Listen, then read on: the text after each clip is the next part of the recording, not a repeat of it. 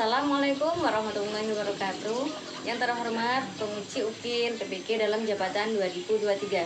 Perkenalkan, saya Siti Anis Roziko, mahasiswa PPK dalam jabatan kategori 1 Universitas Islam Negeri Raden Fatah Palembang.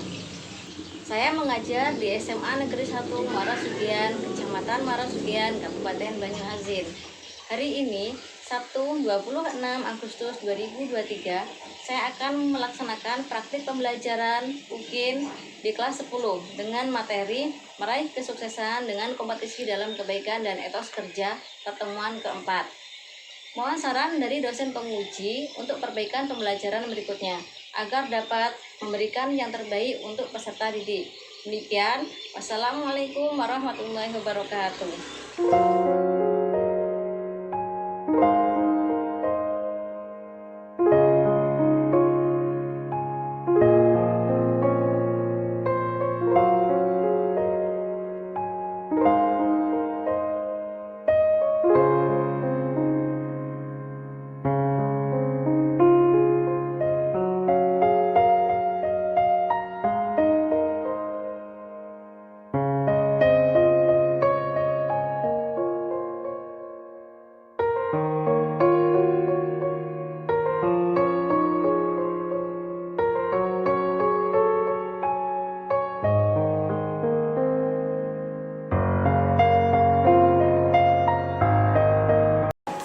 Assalamualaikum warahmatullahi wabarakatuh.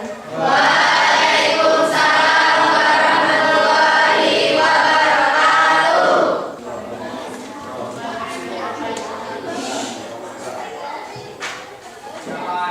Berdoa mulai.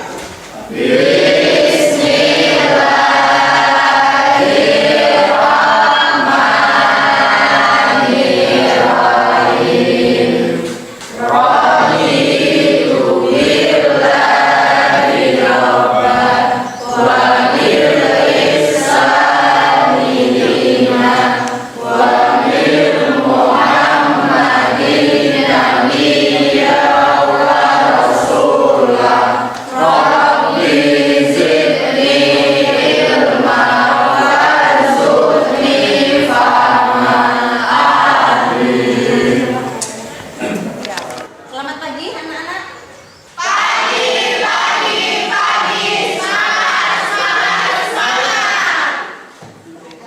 Ya, semangat sekali ya. Apakah hari ini ada yang tidak masuk? Masuk. Semua ya?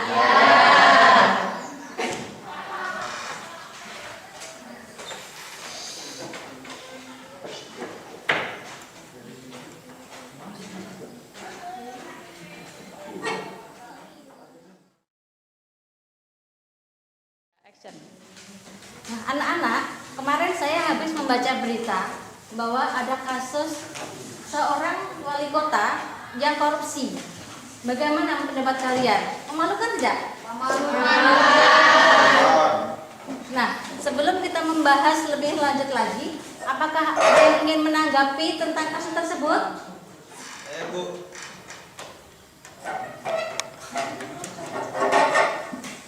Menurut saya, perbuatan korupsi adalah perbuatan yang sangat tidak baik. Karena sebagai manusia sebaiknya berlomba-lomba dalam kebaikan, bukan malah berlomba-lomba dalam mencari harta kekayaan.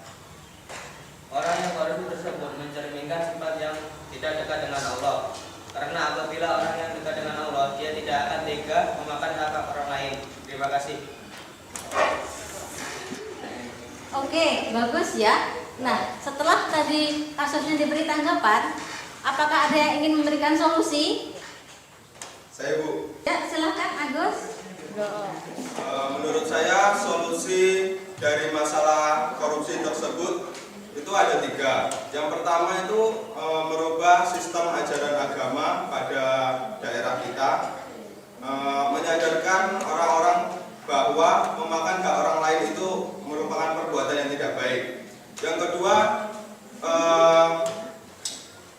merubah sistem pengajian di setiap kepala daerah. Yang ketiga, meningkatkan penegak hukum di Indonesia agar para pelaku korupsi korupsi tersebut sadar merupakan perbuatan mereka itu bisa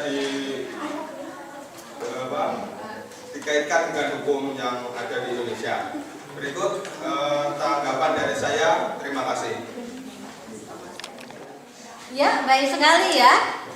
Kemudian anak-anak, apa kaitannya kasus tersebut dengan materi yang akan kita pelajari?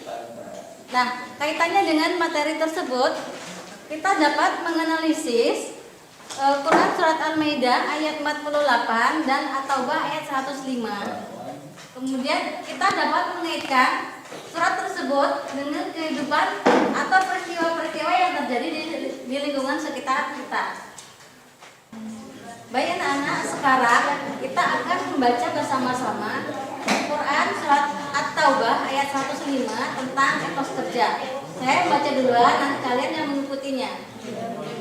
A'udzu billahi minasyaitonir rajim. A'udzu billahi minasyaitonir rajim. Bismillahirrahmanirrahim. Bismillahirrahmanirrahim. Wa qul i'malu fasayarallahu amalakum wa rasuluhu wal mu'minun. Wa qul i'malu fasayarallahu amalakum wa rasuluhu wal mu'minun. Wa satarudduna ila alimil ghaibi was sahadah. Wa satarudduna ila alimil ghaibi wasyahadah. Was sahadati fayunabbi'ukum bima kuntum ta'lamun.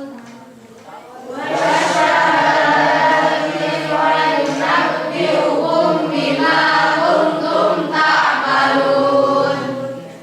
Shadaqallahul azim. Shadaqallahul azim. Nah, setelah kita membaca Al-Quran Surat At-Taubah ayat 105 secara bersama-sama, apakah ada yang ingin mengulanginya? Saya, Bu. أعوذ بالله من الشيطان الرجيم بسم الله الرحمن الرحيم وقل اعملوا فشر الله عملكم ورسله والمؤمنون وستردون على عالم الغيب والشهادة وينبئكم بما كنتم تعملون. Shadaqallahul azim. Subhanallah, bagus sekali bacanya. Nah, anak-anak, sekarang saya akan membagikan. Ini di sini ada gambar tentang seseorang yang berkompetisi dalam lomba kejuaraan. Nanti kalian tanggapi gambar ini ya.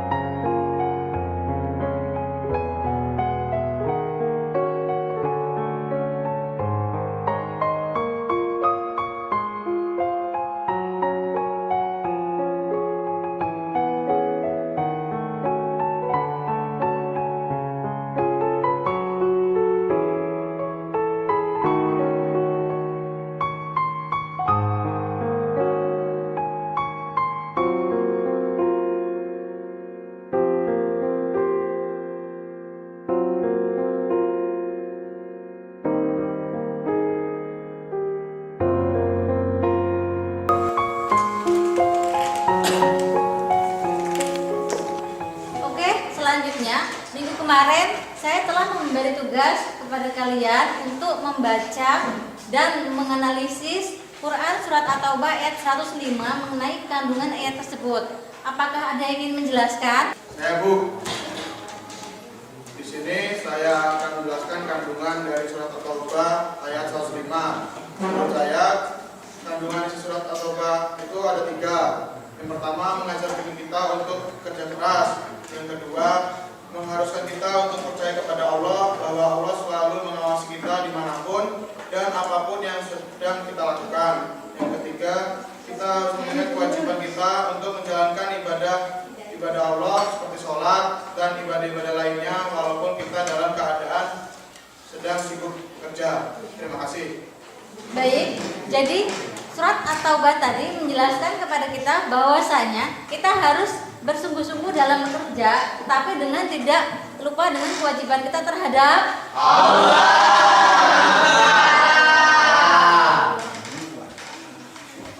Baik anak-anak, sekarang saya akan membagikan kalian kepada kelompok kalian masing-masing, tiap kelompok satu kasus. Nanti kasus ini akan kalian analisis dalam bentuk mind map. Jadi nanti kalian buat cara penanganan kasus tersebut dengan bentuk mind map ya. Paham?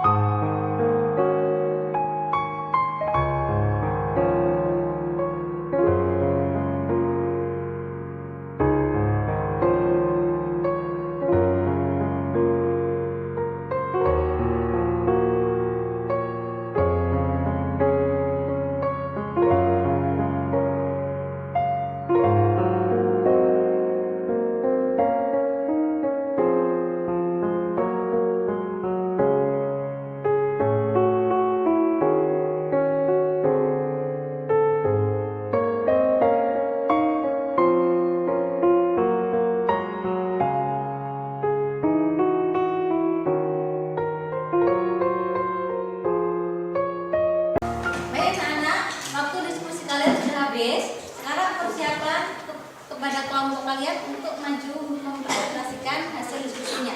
Silahkan kepada kelompok 1 untuk maju. Assalamualaikum warahmatullahi wabarakatuh. Waalaikumsalam warahmatullahi wabarakatuh.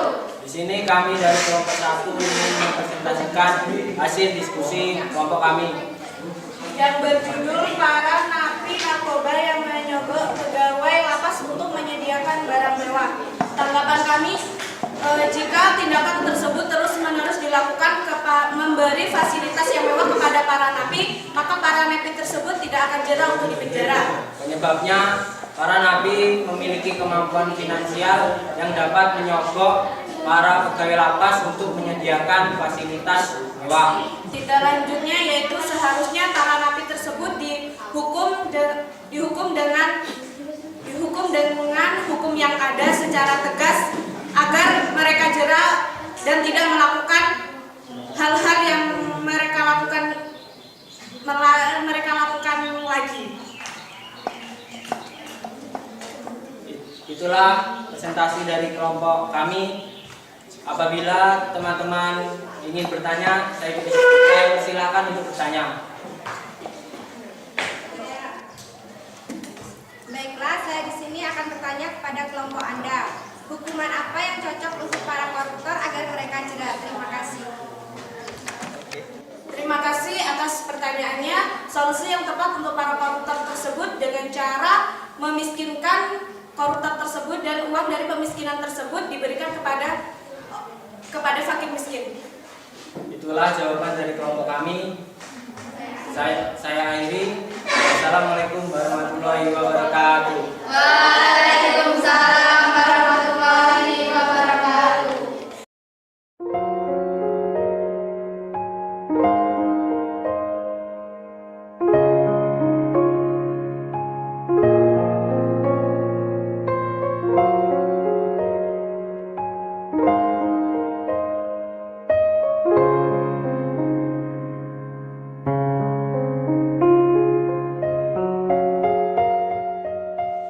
Itu tadi presentasi dari kelompok 1 ya. Jadi intinya apa? Korupsi itu tidak baik untuk dilakukan dan kita sebagai pelajar tidak boleh mencontoh perbuatan yang seperti itu. Baik, selanjutnya kepada kelompok 2 dipersilakan untuk maju. Assalamualaikum warahmatullahi wabarakatuh. Waalaikumsalam warahmatullahi wabarakatuh.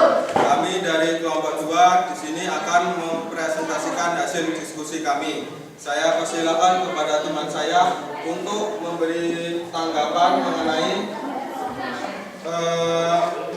peserta yang ketahuan curang pada saat UTBK SBMPTN 2022. Saya persilakan pada teman saya untuk memberikan tanggapannya.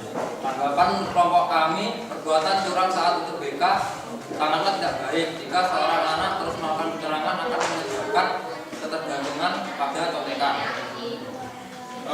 Selanjutnya saya di sini akan memberikan penyebab dari hal tersebut. Yang pertama, kurangnya pengawasan guru saat ujian. Yang kedua, kurangnya penerapan larangan atau peraturan untuk tidak membawa alat-alat elektronik seperti kalkulator dan alat-alat lainnya. Selanjutnya saya mempersilakan kepada teman saya untuk memberikan tindak lanjut mengenai peristiwa tersebut. Tindak lanjutnya adalah, jadi sebagai guru kita harus memberi peraturan agar murid-murid UTBK tidak melakukan kecurangan. Terima kasih. Itulah penjelasan dari kelompok kami. Saya persilakan kepada teman-teman yang masih belum paham boleh bertanya kepada kelompok kami. Saya ini bertanya kepada kelompok 2. Kita sebagai pelajar bagaimana sikap yang dapat kita ambil agar kebocoran soal ini tidak terulang kembali di ujian selanjutnya. Terima kasih kepada saudari Pasa yang sudah mengajukan pertanyaan kepada kelompok kami.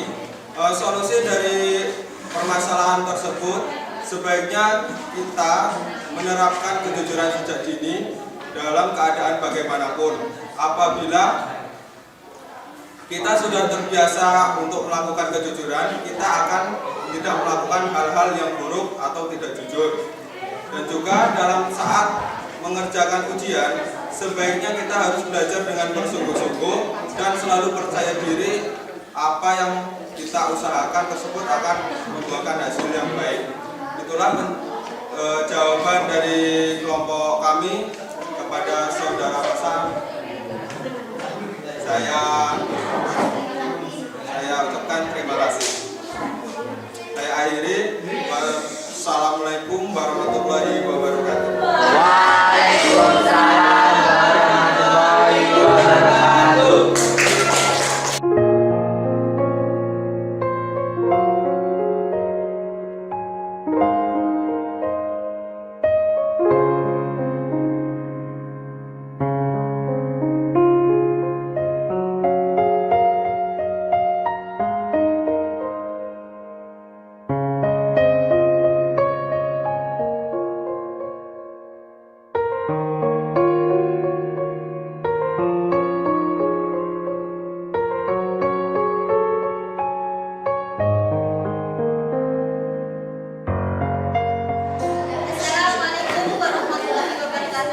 Waalaikumsalam warahmatullahi wabarakatuh.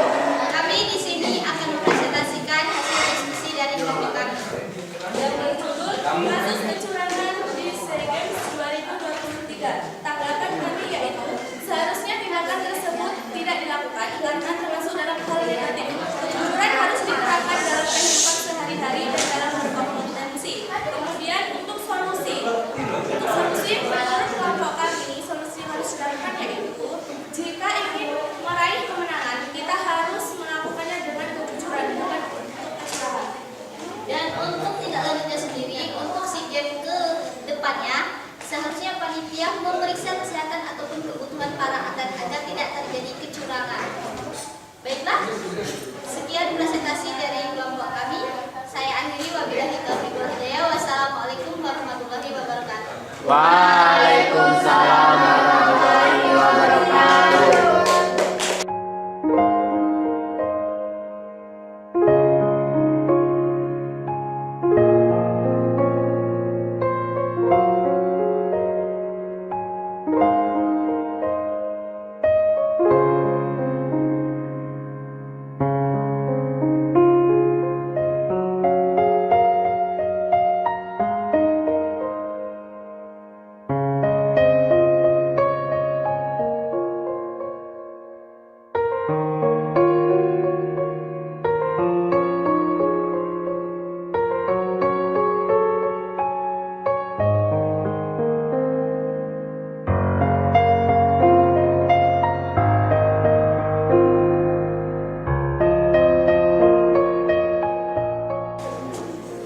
Nah anak-anak, semua hasil diskusi sudah ditempel. Sekarang saya akan membagikan kartu heart stamp. Nanti kalian akan ditempel di kelompok kalian yang difavoriti ya. Ini nggak boleh menempel pada kelompok sendiri. Oke, paham? Saya bagi sekarang ya.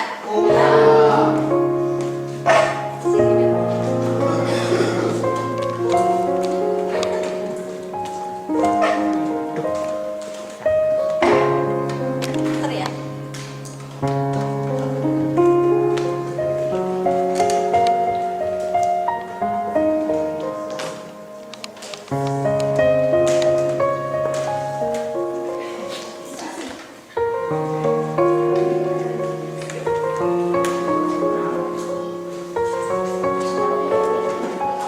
Selanjutnya kelompok 2, silakan.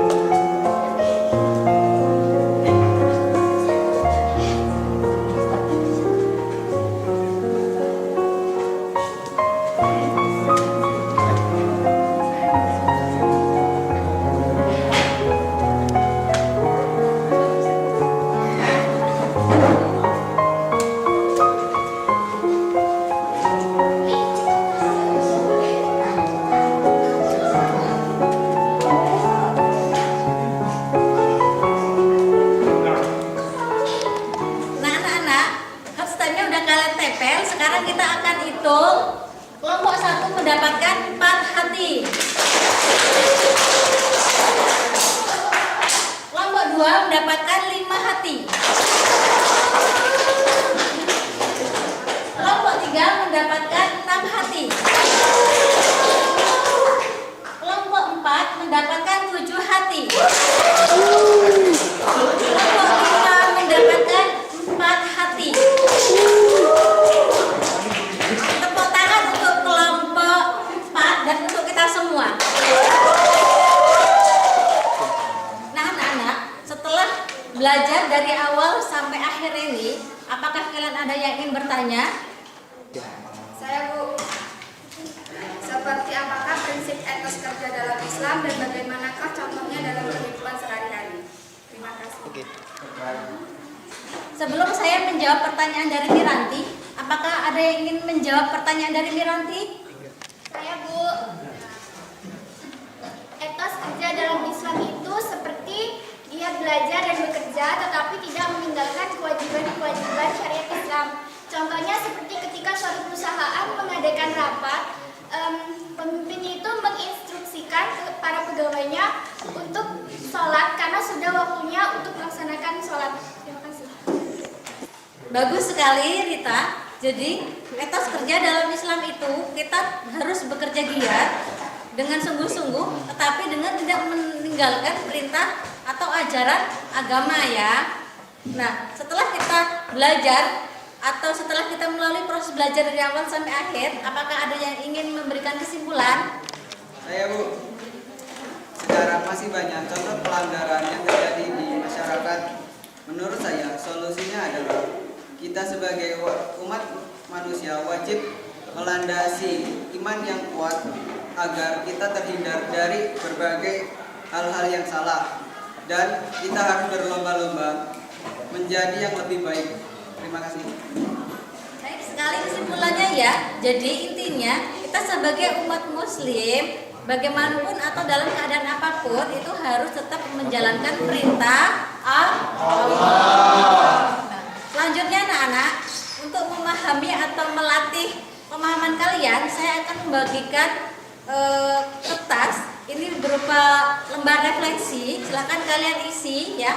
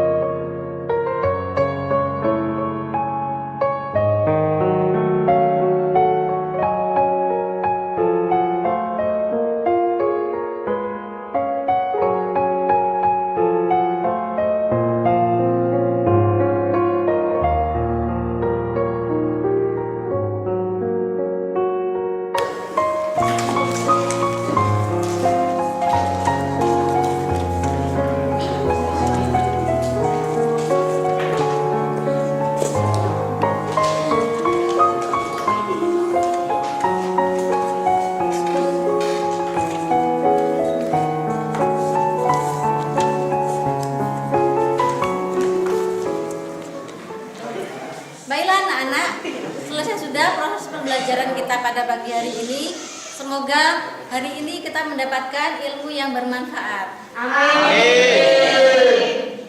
Nah, kita akhiri proses pembelajaran kita pada pagi hari ini dengan mengucapkan lafaz hamdalah.